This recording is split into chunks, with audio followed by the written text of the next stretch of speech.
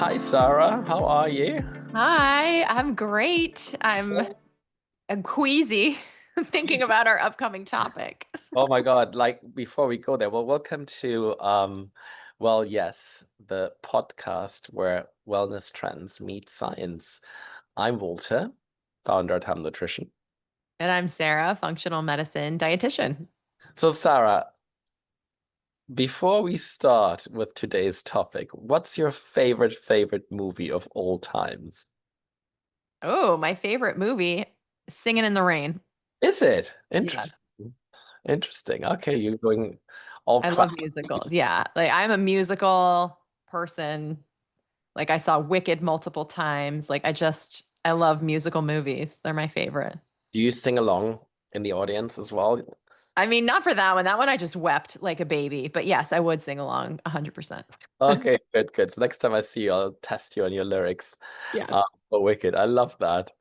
I love Parasite. I think it's one of my favorite movies of all time. I think it's such a great film, and I didn't expect the way it turned out. I think it's a brilliant film. If you haven't seen Parasite, it's a Oh, fabulous it's film. great. Yeah, John loves that movie too. And I thought it was really, really interesting and creepy and well done. I enjoyed watching that movie too. The plot is amazing. And so basically, and I think also it's the perfect segue into today's topic, parasites, which I know very little about, but you're extremely knowledgeable about, Sarah. So, how come that you're actually so interested in parasites? That's something I was wondering as we were thinking about this episode in particular. I find that parasites are kind of a hard topic to talk about. So there's already this like kind of gross, squeamish nature to it. And then I think people like things that are disgusting. So it always makes us want to lean in. But what I really like about parasites is their connection and correlation to gut health and poop. And I think it's just something, again, like it can be very taboo to talk about. So I think today we get to really go into maybe normalizing it or making it feel more accessible to people because it can be kind of disgusting. Like I have personal stories with parasites. I've helped people clear parasites. I've talked like just so many parasites everywhere. Just yes, I'm ready to talk about it and help just people maybe feel less gross or shame or whatever it is that comes up when we think about little things living in our bodies. Oh, feel free to share any personal story that that Yeah, well, I mean, I've personally had parasites when I was younger. I remember having what it was pinworms. And that this is, and we just, I mean, right off the bat, we have to get very personal. So to know, or the main symptom that I had as a child was a very itchy butt. And I was like, what is going on? And there's this test that you do. And if anyone else has an itchy butt at home, I am holding space for you and giving you some tips here. But you get scotch tape and you put it on your butt, on your butthole specifically, at nighttime before you go to bed. And what happens is with these worms in particular, is they come out like 2, 3 hours after you fall asleep. They come out and they lay all their eggs in your butt. And so that's what makes it kind of itchy. But if you put that tape on in the morning, you look at the tape and you can see if there are parasite eggs on there. And that's how you can tell if you have pinworms. So it's kind of like it turns your stomach a bit, but it's also a very common um, worm exposure that kids get. So I think it's important to have that conversation and again take the shame out of it and just it's here and it's real and our butts get itchy and I see lots of people with these worms specifically and like I said I've had them myself and it's not glamorous, but that's that's something that we experience as humans. parasites are part of nature. They're everywhere. And maybe we just start there. What is a parasite for those who don't know? So the technical definition is an organism that lives inside of another organism and benefits off the host. That's technically what a parasite is. And it usually does some sort of damage to the host. It benefits, it has its own benefit and then kind of damages the host in the process of it. And there's all different levels of that. And there's parasites that we'll talk about today that are very problematic and some that can kind of almost live with us in symbiosis and balance. Yeah, there are actually parasites that may produce something as a side effect, right? And like be benefit that are beneficial to us. So that ha happens as well. What types of parasites are there? There's so many. The ones that I focus on particularly are the ones that you can find in the intestine. So protozoa, which are single-celled organisms. So you don't see those if you're going to the bathroom. You're not going to see like these long worm-looking things. And also worms, which are more formed organisms with their own organs and things like that that have very specific structures to them. So those are the two that I typically look at. And then we distinguish between, is it pathogenic, meaning disease causing, or is it benign and can kind of exist without really putting too much burden on the host. Okay. And how do they typically spread? How do we end up with an itchy butt because of a parasite? So typically that's from contaminated water, contaminated food. It's fecal oral contamination is the technical term for it. So somehow you get poop from somebody that's infected into your own body. And that can happen from biting your nails. That can happen, unfortunately, sometimes from swallowing ocean water or eating food that hasn't been washed properly or putting your fingers in your mouth, like any way that you can get things into your mouth that are potentially contaminated is how we can pass it. So you can see within kids, it's really common that these things will spread around. Of course, yeah, we touch everything and, fingers in the mouth immediately. Always in the mouth. So yeah, I, that's I totally get it. And um, what are the sort of symptoms to watch out for? Because I think most of us will probably have some form of parasite somewhere, I suppose. But like, what are the symptoms to watch out for? so typically what you see if you do have symptoms are bloating, nausea, diarrhea is a very common one. Sometimes you can see symptoms on your skin like a rash, fatigue. If you have a larger amount of parasites, you'll see it present sometimes as anemia because they will often eat a lot of the food and nutrients that we need for our bodies because again, they're in there oftentimes to the detriment of the host. So they're taking our resources.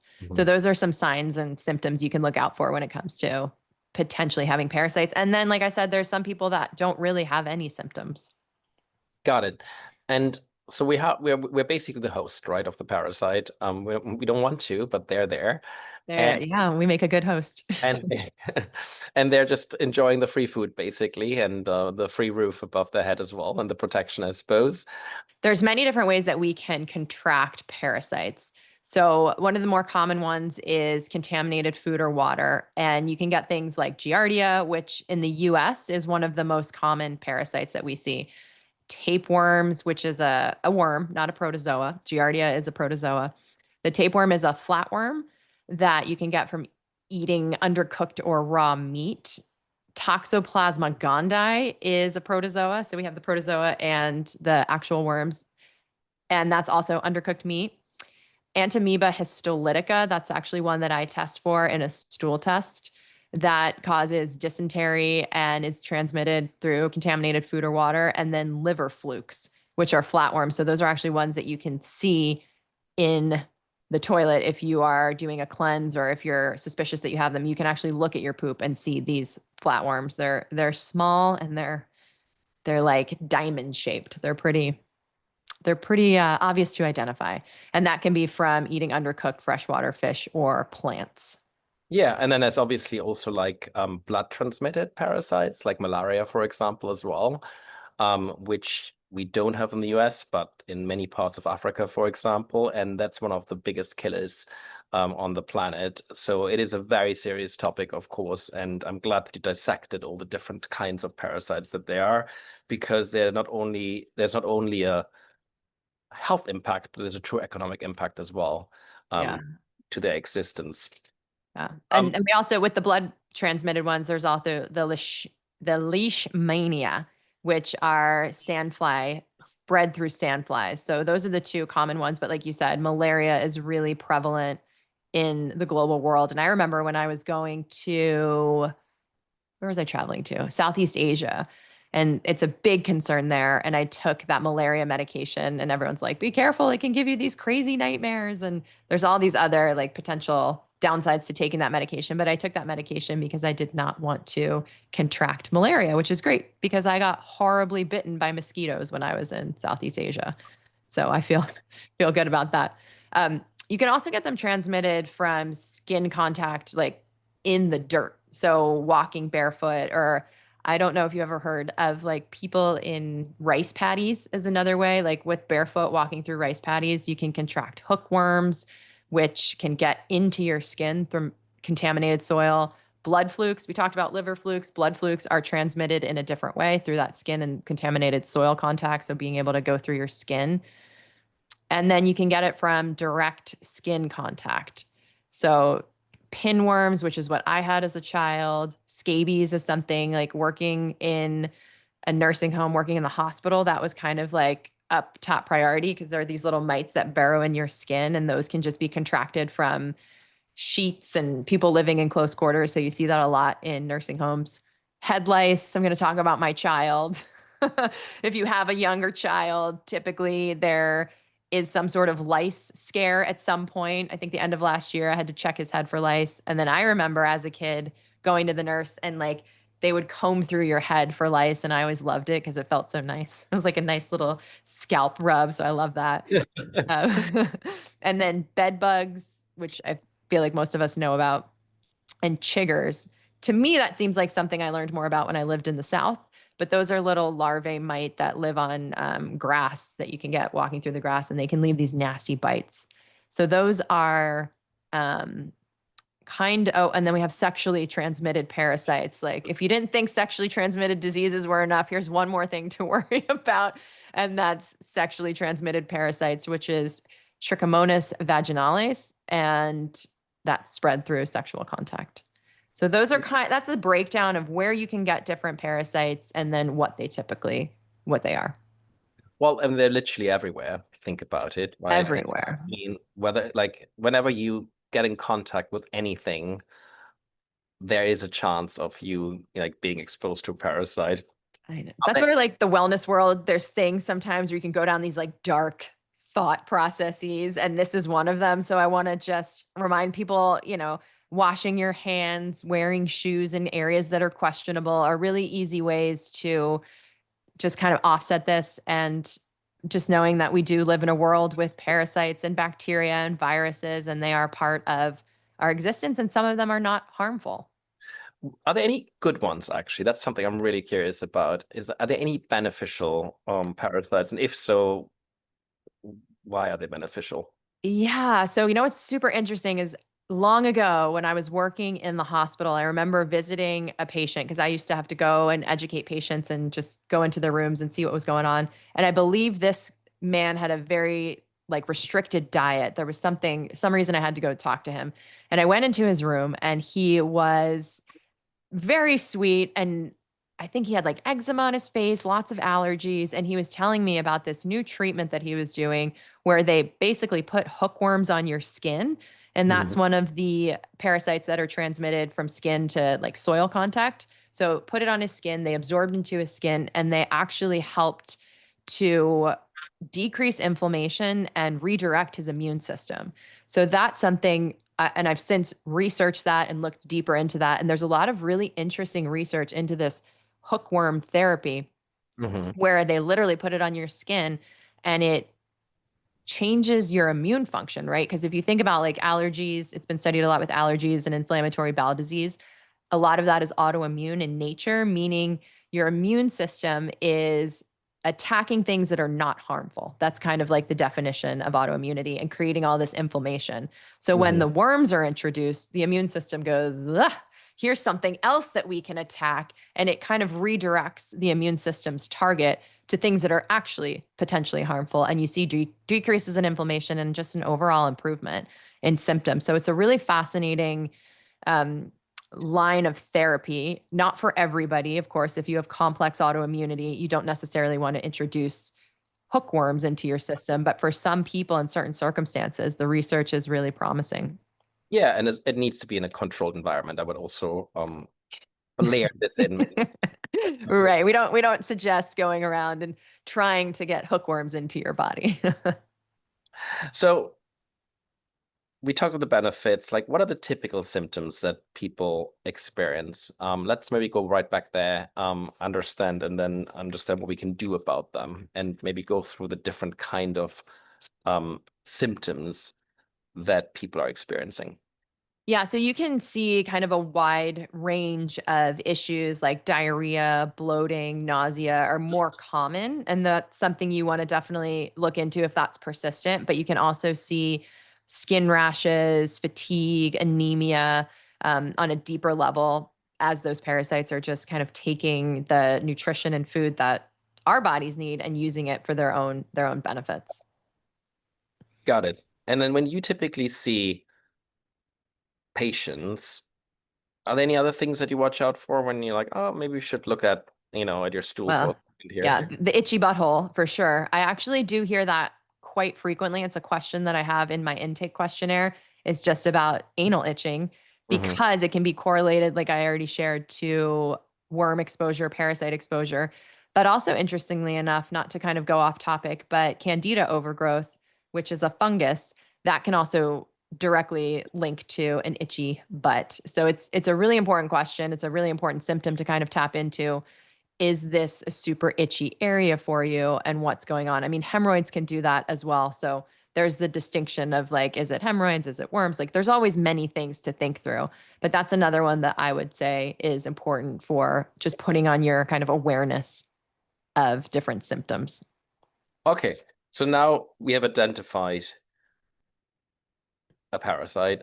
Are there any ways of dealing with them? Of course, you can work with your healthcare provider on this, but like, are there any good things to consider on how to deal with parasites before rushing anywhere?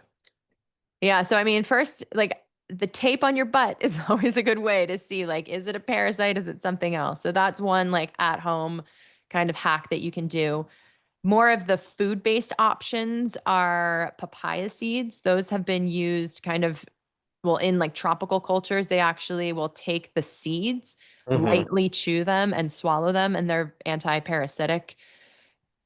Garlic is beneficial. Garlic is one you have to be careful with because if you have digestive issues, sometimes garlic can feed bacteria that are problematic and create lots of bloating and distension. So use with caution, but garlic is can be very anti-parasitic. Pumpkin seeds, um, herbs that I like to use are wormwood, black walnut. I think the best studied antimicrobial, antifungal, antiparasitic herb is oregano, like Yep. oil of oregano, really potent. That's something that I use a lot if I don't feel well, if I'm traveling. Can I ask you a question about this one? Because Yeah. I had a sore throat the other day, and oregano is obviously one of those ones. But then I think I used the wrong version of it. I went, like you buy the oil of oregano, but one of Oh, so no, yes, no, you have to be no, no. You have to like be let's so I just careful with call that. this out basically because I literally I I burned my throat. It's like, well, no wonder that's helping with a sore throat, but there was no I throat at the end of the exercise. I was going to mention actually with oil of oregano, it is so potent that if you take it in its liquid form, it burns to the high heavens. It is like one of the most painful herbs to swallow. So a better way to do that, or what I like to do, is an immunity shot where I juice half, like I squeeze half of a lemon, I put a couple drops of oil of oregano, and then I also like something called olive leaf complex, which is it. I don't think that has studied anti-parasitic effects, but it's very antiviral, antibacterial. So it's good if you need just an immune boost. This would probably be good for your throat. And then you just take it like a shot. So it kind of masks that burning. You never want to take oil of oregano directly into your body. You can get it in a capsule too, which is Yeah. how I would effectively kind of target parasites because you want to be able to get it into your intestines through the stomach. Yeah, I mean, there are endless studies, almost 50 studies that really suggest like the benefits when it comes to preventing and taking care of parasites, and oregano was really the one that stood out. I think the one thing you Yeah. call out as well is like in addition how to take it, because that's from personal experience, it can be very painful Yeah. how to take Yeah. it. It's also that most of the research was based in vitro, basically, so it wasn't tested in humans. They're just looking at like how do these parasites interact when exposed to these herbs specifically, and that we Yeah. couldn't really see, Right. Yeah, it's really tricky as a practitioner to treat and clear parasites naturally. It's also really hard to test for them as well, Hmm. because it's like even if you're doing PCR testing, which is DNA testing, and it's highly accurate when you're looking for parasites, there's theories that they hide and they're less active during certain times, especially if you look at like cycles of the moon. I've tried to find some good research on this theory of parasites kind of following the patterns of the moon. And there's not really good clinical studies or research there. It's more anecdotal, but it's interesting to kind of see that. And so if I'm testing for parasites, I only do that on a full moon because I want to do whatever I can to get the maximum exposure. And it doesn't harm someone to test on the full moon versus not the full moon. So I feel like that's a good little Interesting. tip. I never heard about the moon theory when it comes to parasites, but at the same time, look, if it's serious, if you're experiencing serious symptoms, probably better to seek immediate medical attention. Yeah, yeah. And there's anti-parasitic medications that are very effective. So if it is a full like parasitic overgrowth and you're having these very pronounced symptoms, I would absolutely go to the doctor. 100%. And again, the best way is prevention, right? So when you travel, just pay attention to the foods that you're eating. So for example, I hear a lot of horror stories of people that have traveled to India, for example, of, having terrible stomach upsets. But quite frankly, that never happened to me because you just eat cooked food. Yeah. And you try to avoid anything that's washed by water. So salads, for example, a lot of people make the mistake thinking, oh, I'm going to order a Caesar salad in the hotel and this is safe. It's actually better Right. to eat the local cooked food, which, has probably a much lower chance of having any parasites than the sort of like Western dish, which has, been exposed to local water, which is really, Yeah. that's where they really hide. And of course, wearing proper footwear and paying attention to what you touch and all that kind of stuff. So I just want to And call that out. yeah, and for me, what I think about too, because I used to work with a gastroenterologist, and one of the questions he always asked every patient that came through the door was, "Do you eat sushi?" And he Mm, would tell people to stop eating sushi because he was looking at a variety of different things, but it was just interesting to me that that was always a top question because as we looked at or as we talked about, um, eating raw or undercooked meat or fish can, depending on where it's sourced from, can expose you or give you an increased risk of contracting parasites. yeah, and of course, and like the truth is, even if it's a really high quality food source, like parasites are everywhere, right? And just by nature, by definition, raw meats will have a high chance of having parasites. So something to pay attention. I love sushi though, and I would have a very hard time Oh, stop eating them. do you want to hear a gross story though? Tell me. So this is not sushi directly, but I had my ex-boyfriend he loved sushi and we always used to fight about the amount of time we would cook salmon. And he's Mhm. like, "No, you don't cook it long. I like it like kind of on the raw side of things." And I was like, "No, you have to cook it till it's like paper." Like, that's just like my preference. And so I got this piece of salmon from Whole Foods and I cooked it to his preference. Like, I don't even know how many, it was like minutes that we cooked it. And I served it and we were eating it. And literally, I'm down to like my second to last bite. And I go and I pick up my fork and I look at my plate and there is a worm squiggling around on my plate. And I was like, oh my God. And I called Whole Foods immediately and they're like, yeah, you have to thoroughly cook your salmon unless it's sushi grade. And I was like, ah. So that's another parasite story that just gives me the heebie-jeebies. When would you seek medical attention?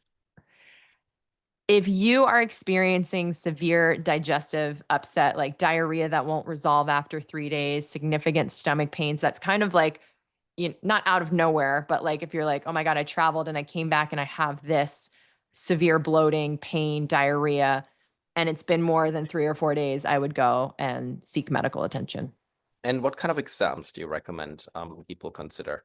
So you can get a stool test and you can also get the blood smears. So that'll look for more of the bloodborne parasites like malaria. You'll find bloodborne. You can also find certain of the helminths, the worms, their larvae. You can find that in blood. So doing a blood test or a stool test is going to be the way to go. And I heard about PCR testing as well right now, which is a more advanced technology. Talk to me about that. Yeah, so that would be your stool test. PCR testing is basically how you look at the RNA of what is in a stool specimen. So you're looking at a very deep level from a genetic perspective as to like actually what's in your stool. So that's a really good way to, it's very highly sensitive. So you can pick up on parasites, which are very hard to test for. So PCR testing is something that I do recommend if you're doing parasite testing. And then there's, I didn't even know this, MRIs can be used as well. Yeah, if there's damage or like lesions from the parasites, if they've gotten that bad, they can actually detect that on an MRI. Yeah. Which is crazy. Colonoscopies, of course, right? And Oh, even yeah. tests like eye exams, etc. I mean, because parasites can be everywhere, but in those severe cases, it's really important that you work with your healthcare provider and seek medical Yeah. attention immediately, to avoid any, I would say questions or maybe oversee something that's right in front of you. So I think that's really, really important to call out. Yeah. I mean, anytime you have a question about something, I think it's always important to go to the doctor and say, like, I traveled somewhere or I was swimming in this lake or, everything was fine. And then all of a sudden something shifted. And I think it's important to just get the testing that we have available. Like medical testing is very amazing. So it's a good place to start. Great. All right. And then obviously your doctor will help you figure out what test is right for you Hmm. and where Yeah. to dig a bit deeper, maybe. Sarah, thank you. That was super informative. I learned a lot about parasites. So, I wouldn't say it's my favorite topic to talk about, but it's still my favorite movie. Let's do a well yeses and well nos. Why don't you start, Sarah? Okay. My yes is doing a parasite cleanse around the full moon or testing for parasites around the full moon. I think that just increases your chances for being able to detect them and test for them. And then I have another yes, which is the helminth therapy and under in a controlled environment. But I think there's a lot of really interesting research to show how using roundworms or hookworms when they apply it to the skin can help with autoimmune conditions. Interesting. I definitely want to look into this a bit more. That's really, really interesting. Well, my well, yes, it's like eating local food when you travel. Just make sure it's cooked. So I think traveling is all about exploring new places.